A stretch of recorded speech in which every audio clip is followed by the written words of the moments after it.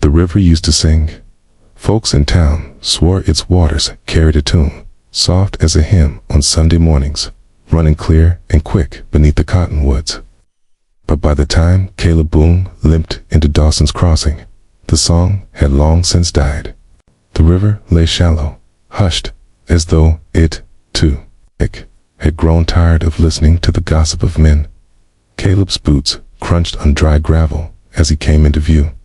Tall but worn down, his shoulders stooped under the weight of miles. His hat brim shadowed a face scarred not by knife or bullet, but by years of hunger and shame. Dust clung to his duster coat like a second skin. And when he paused at the hitching post outside Silas Greeley's saloon, no horse stood tethered there. A drifter without a mount was like a gun without bullets, empty, distrusted, half-dashed, useless eyes followed him as he stepped inside. A few men raised their brows, others muttered. Caleb kept his gaze low, asked for whiskey in a voice hoarse as gravel. The barkeep studied his coin, then poured the shot.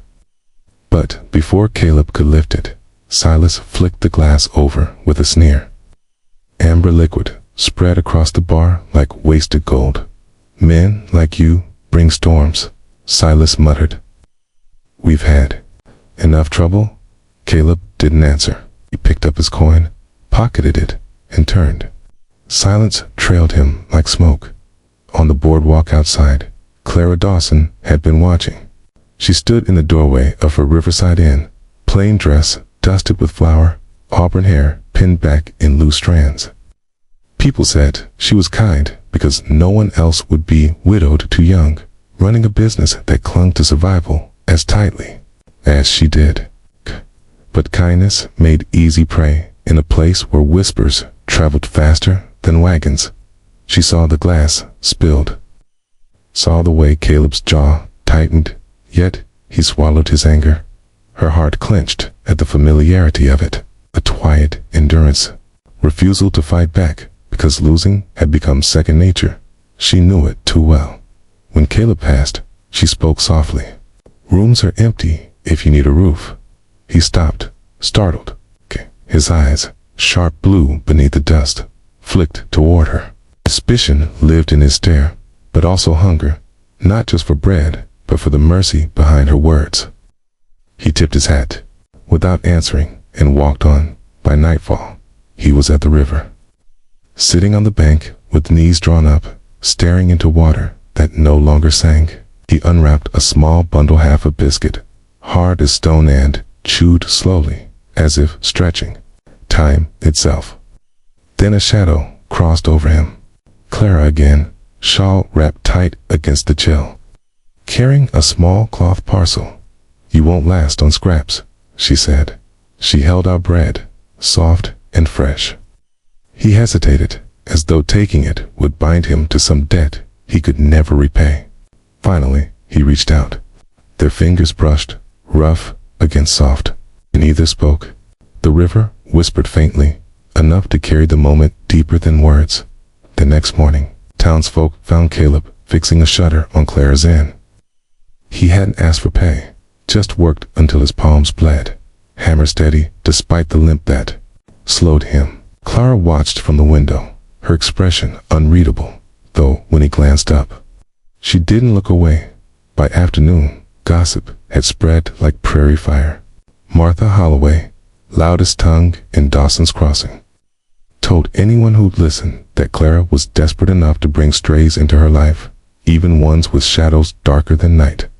The sheriff muttered that trouble followed men with no horse, no land, no family. And when Caleb walked through town again, eyes weighed heavy on his back, branding him an outcast before he'd even drawn breath there. He endured it with the same silence he always carried. But that night, when Clara left supper at his door, he stared at the plate for a long time before eating. Something in him ached not for food, but for the strange mercy of being seen without scorn. Days turned, and each one drew him closer to her inn, though never past the threshold. He mended her fence, chopped her wood, repaired loose floorboards, each task done quietly, without request. Clara said little, but she began to leave her door unlatched when he worked nearby, as though her trust had grown roots. Still, the town's whispers thickened. A widow with a drifter under her roof was as good as a scandal. And every time Caleb caught their stares, shame burned hotter in his chest. He thought of leaving, but when he looked at Clara, saw the strength in her posture, the loneliness tucked in her eyes. He found his feet rooted. One evening, as the sun bled red across the horizon, Clara stepped out to the porch. Caleb sat by the riverbank, as he always did at dusk, staring into waters that no longer sank. She joined him, close enough that their shoulders nearly touched. "People think silence is emptiness," she murmured. "But sometimes it's just waiting for the right voice to break it." Caleb turned his head, searching her face, as though trying to decide if she spoke of the river or of him. For the first time, his lips parted, ready to answer. But before he could, thunder cracked low across the horizon, turned toward the darkening sky, where storm clouds gathered like an omen. The river stirred, restless, as if it had been listening all along. The storm did not arrive with violence, not at first. It crept in on a whisper, thickening the air, turning the sky the color of tarnished silver. By nightfall, Dawson's Crossing was hushed, lanterns lit early, townsfolk retreating inside with doors bolted tight. They had lived long enough on this land to know what silence before a storm meant. Caleb sat outside Clara's inn, mending the strap of an old saddle someone had discarded in his path. His hands worked steady, though his mind wandered like a restless horse. The storm pressing down from above felt personal, as though the heavens meant to test him yet again. Clara stepped out with 2 mugs of coffee, steam curling against the cool air. She handed him one without a word. He looked at her fingers, delicate, flour-dusted, strong from years of labor, and, for the first time in longer than he could remember, he felt something stir beyond hunger or weariness. It was dangerous, that stirring. It promised belonging. And belonging, for men like him, always ended in ruin. "You shouldn't," he murmured, voice rough as gravel. "Shouldn't what?" "Feed me. Offer me kindness. Let me sit here." She sipped her coffee, eyes on the horizon where lightning crawled across the clouds. "And if I choose to?" He had no answer. He only lowered his gaze, hiding the war within. When the first drops of rain fell, heavy and sparse, children shouted down by the river. Clara's face blanched. "They shouldn't be near the bank," she whispered. Without waiting, she gathered her shawl and hurried toward the sound. Caleb followed, limp, slowing his steps, but not his resolve. As they reached the water, the storm broke open. Rain slashed sideways, wind tore at trees, and the river, silent for months, roared to sudden life, swollen with fury. 2 boys clung to a jutting root where the bank had collapsed. Their screams rose above the water's roar. Clara's heart lurched. "We need rope," she cried. Caleb was already moving. He yanked free the coil he'd carried since leaving the army, looped it around his waist, and tied it off on a sturdy cottonwood. His eyes found Clara's steady, burning with grim resolve. "If I go under, you don't wait," he said. "You cut the line." Her jaw tightened. "Okay, if you go under, I hold tighter."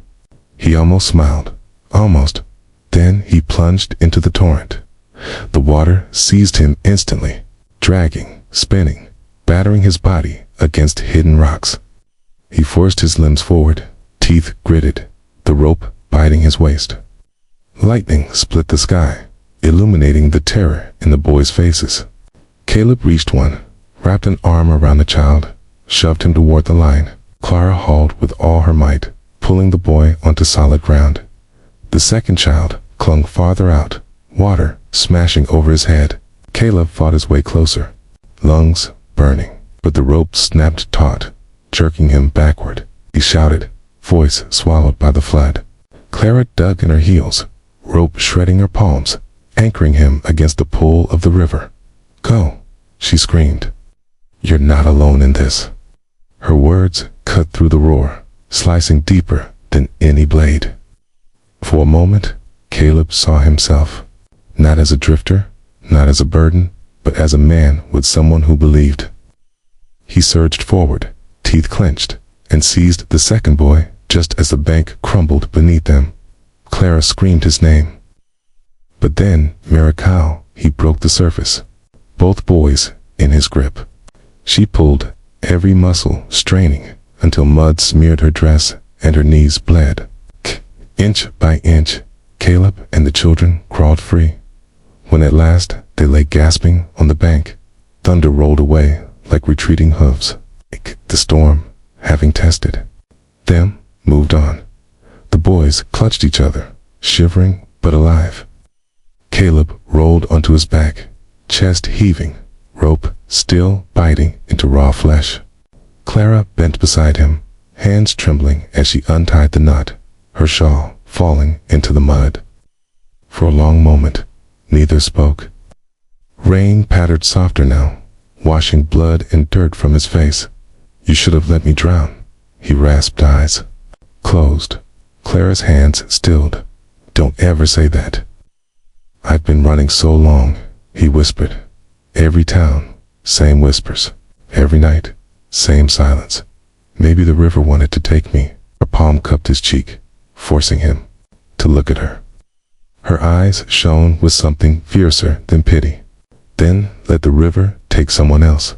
Mine to keep alive. Something broke in him then, a damn long-held key caught her wrist, pressed her hand to his face, as though it were the only anchor left in the world. For a heartbeat time, stilled the storm, the town, even the river hushed, leaving only the sound of two hearts learning they could still beat in unison by dawn. The town had gathered, staring at the wreckage along the riverbank. Children alive, drifters saved them, widow at his side. Yet the whispers didn't fade. They grew sharper, more dangerous. Some saw heroism, others saw scandal carved into mud. But Caleb no longer listened. He sat on Clara's porch, bandaged and weak, her hand resting gently atop his. When their eyes met, the world quieted. For the first time since he'd set foot in Dawson's Crossing, Caleb Boone felt the river hum again. Not loud, not for everyone's a low, secret song meant for him and her alone.